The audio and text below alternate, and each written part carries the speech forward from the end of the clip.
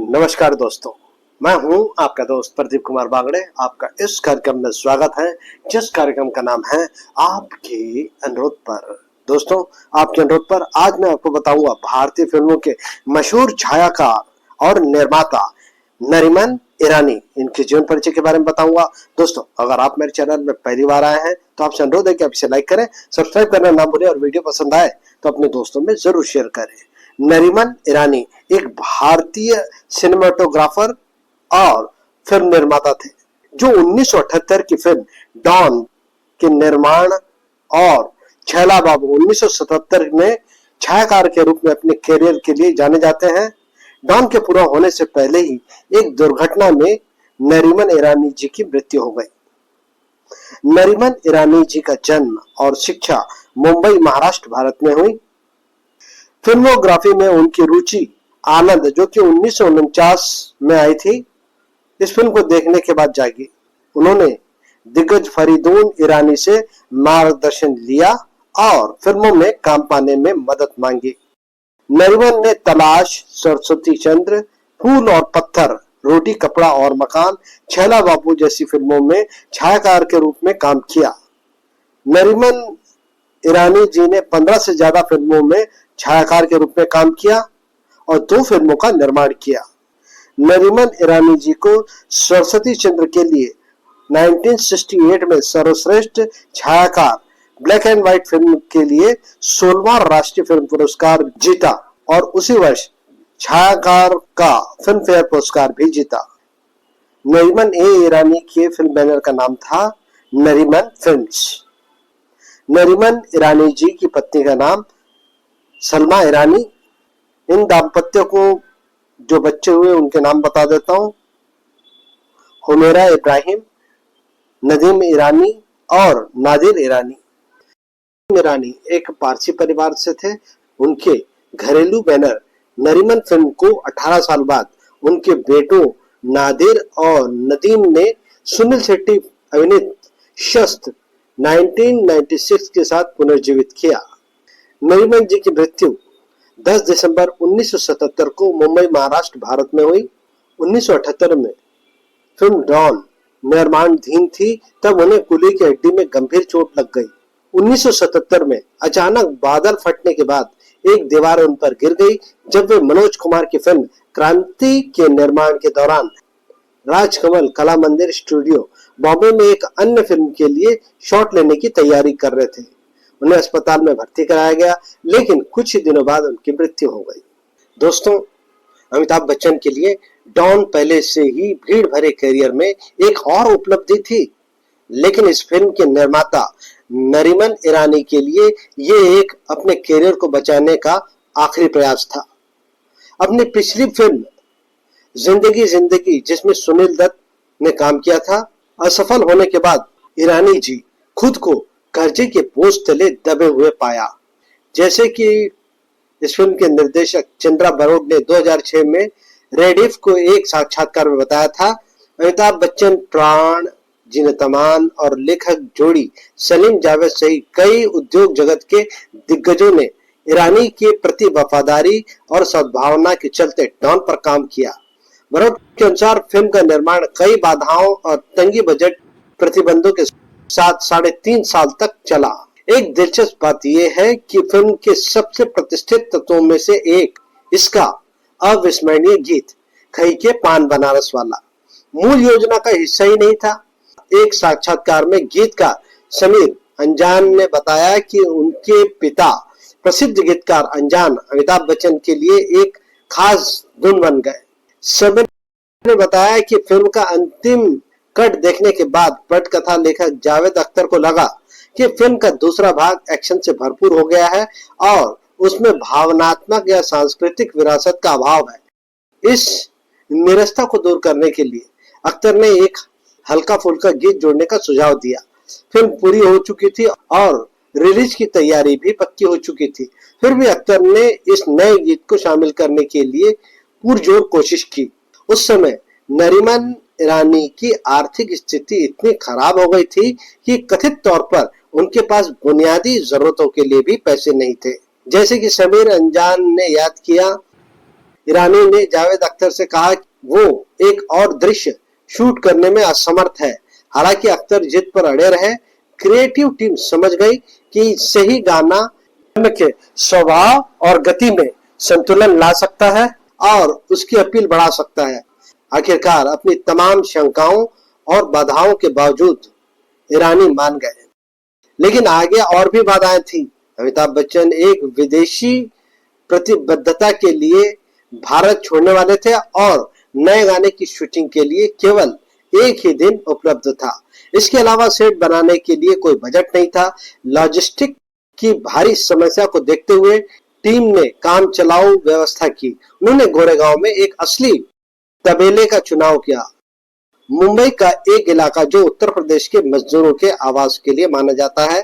बिना किसी तैयारी के टीम ने इस अस्थायी पर कैमरा चलाया और कुछ ही घंटों में पूरे गाने को फिल्मा लिया। कल्याण जी आनंद जी द्वारा रचित और अनजान के बोलों वाला खई के पान बनारस वाला एक सांस्कृतिक सनसनी बन गया। इसने न सिर्फ फिल्म की लोकप्रियता बढ़ाई बल्कि अमिताभ बच्चन के ऑन स्क्रीन व्यक्तित्व में हमेशा के लिए जुड़ गए। डॉन के साउंड ट्रैक ने इसकी सफलता में अहम भूमिका निभाई। कल्याण जी आनंद जी की रचना और अनजान व इंदिवर के गीतों ने फिल्म को एक यादगार संगीत में पहचान दी। खई के पान बनारस वाला के अलावा फिल्मों में आशा भोसले द्वारा गाया गया ये मेरा दिल प्यार का दीवाना जैसे कई और चार्ट बस्टर गाने भी शामिल थे। इन गानों ने डॉन को एक आम थ्रिलर से एक प्रतिष्ठित बॉलीवुड फिल्म बना दिया, जिसने सिनेमा की कई पीढ़ियों को प्रभावित किया। डॉन के बॉक्स ऑफिस पर हिट होने के बावजूद ये 1978 की तीसरी सबसे ज्यादा कमाई करने वाली भारतीय फिल्म थी और इसे प्रतिष्ठित स्वर्ण जयंती का दर्जा प्राप्त था। नरीमन ईरानी इसकी सफलता देखने के लिए जीवित नहीं रहे। फिल्म के रिलीज के कुछ हफ्ते पहले ही उनकी एक दुर्घटना में मृत्यु हो गई। जैसे कि मैं आपको बता चुका हूं कि मुंबई के राजकमल कला मंदिर स्टूडियो में मनोज कुमार की फिल्म क्रांति में छायाकार के रूप में काम करते समय ईरानी अचानक आए तूफान में फंस गए। इस अफरा तफरी के दौरान एक दीवार ढहकर उनके ऊपर गिर पड़ी, जिससे उनके कूल्हे में गंभीर चोट आ गई। उन्हें अस्पताल ले जाया गया, लेकिन उनकी जान नहीं बचाई जा सकी।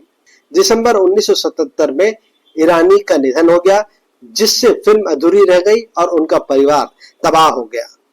डॉन से हुए मुनाफे का इस्तेमाल बाद में उनके द्वारा जमा किए गए कर्जों को चुकाने के लिए किया गया।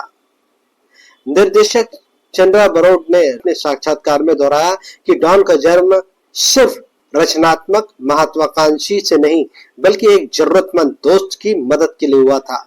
ईरानी, जिनका सिनेमेटोग्राफर के रूप में काम काफी सराहा गया, उन्होंने सरस्वती चंद्र 1968 के लिए राष्ट्रीय पुरस्कार और फिल्म फेयर पुरस्कार भी जीता। अपने पेशेवर जीवन के सबसे बुरे दौर से गुजर रहे थे। फिल्म उद्योग में उनके दोस्तों ने उनका साथ नहीं छोड़ा, बल्कि उन्होंने अपनी प्रतिभा का इस्तेमाल करके कुछ ऐसा रचा जो उन्हें संकट से उभार सके। दुर्भाग्य से उन्हें उनकी मेहनत का फल नहीं मिल सका। नरीमन ए ईरानी भले ही डॉन की रिलीज ना देख पाए हो, लेकिन उनकी विरासत आज भी कायम है। इस फिल्म ने एक सफल फ्रेंचाइजी को जन्म दिया जो दशकों से विकसित हो रही है। शाहरुख खान अभिनीत इसका रीमेक 2006 में आया और उसके बाद इसका सिक्वल डॉन 2 आया। अब रणवीर सिंह अभिनीत एक नया रिबूट निर्माणाधीन है, जो उस किरदार और कहानी की स्थायी शक्ति को साबित करता है जिसे ईरानी ने जीवंत करने में मदद की थी। ऐतिहासिक सूत्रों के अनुसार डॉन के लिए ईरानी की प्रारंभिक अवधारणा कथित तौर पर छैला बाबू 1977 में एक छायाकार के रूप में उनके पिछले काम से प्रेरित थी। उन्होंने चंद्र बरोड के साथ एक नई कहानी पर चर्चा की, जिन्होंने इस परियोजना को आगे बढ़ाया। हालांकि उन्होंने कभी इसे पूरा होते हुए नहीं देखा, लेकिन उनकी रचनात्मकता की छाप पूरी फिल्म में मौजूद है। नरीमन ए ईरानी का भारतीय सिनेमा में योगदान उनकी दुखद कहानी से कहीं आगे जाता है। एक छायाकार के रूप में उन्होंने तलाश, फूल और पत्थर, रोटी कपड़ा और मकान, निश्चित रूप से सरस्वती चंद्र और जैसी फिल्मों में दृश्य काव्य का समावेश किया। उनके काम को समीक्षकों द्वारा सराहा गया और बॉलीवुड में बदलाव के दौरान उन्हें श्वेत श्याम छायाकार का उस्ताद माना गया। निर्माता बनने की उनकी महत्वाकांक्षा ने भले ही आर्थिक तंगी का कारण बना, लेकिन इसकी परिणति भारतीय सिनेमा के इतिहास की सबसे प्रतिष्ठित थ्रिलर फिल्मों में से एक के रूप में हुई। हालांकि उन्हें डॉन जैसी प्रशंसा या आर्थिक सफलता कभी नहीं मिली, लेकिन उनका प्रभाव फिल्म के हर फ्रेम और उसके अविस्मरणीय गीतों की हर लय में झलकता है। नरीमन ए ईरानी का जन्म मुंबई, महाराष्ट्र, भारत में हुआ। इनकी प्रारंभिक शिक्षा मुंबई में हुई। नरीमन ए ईरानी जी की मृत्यु 10 दिसंबर 1977 को मुंबई, महाराष्ट्र, भारत में हुई। नरीमन जी की फिल्मों के नाम: डॉन 1978 में आई, चौधरी का चांद 1960 में आई, दोस्ताना 1980 में आई, रोटी कपड़ा और मकान 1974 में आई, शोर 1972 में आई, तलाश 1969 में आई, फूल और पत्थर 1966 में आई, शस्त्र 1996 ये उनके बेटे द्वारा निर्मित की गई फिल्म थी।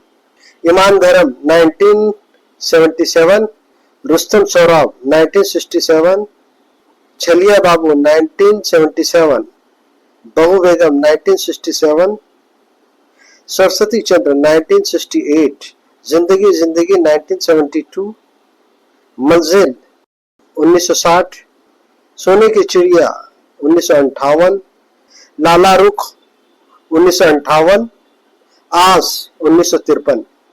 नरीमन ईरानी जी के बैनर का नाम था नरीमन फिल्म्स।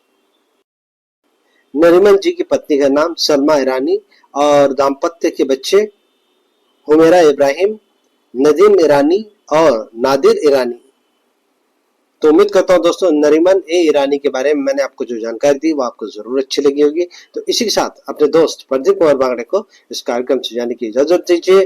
नमस्कार, जय हिंद।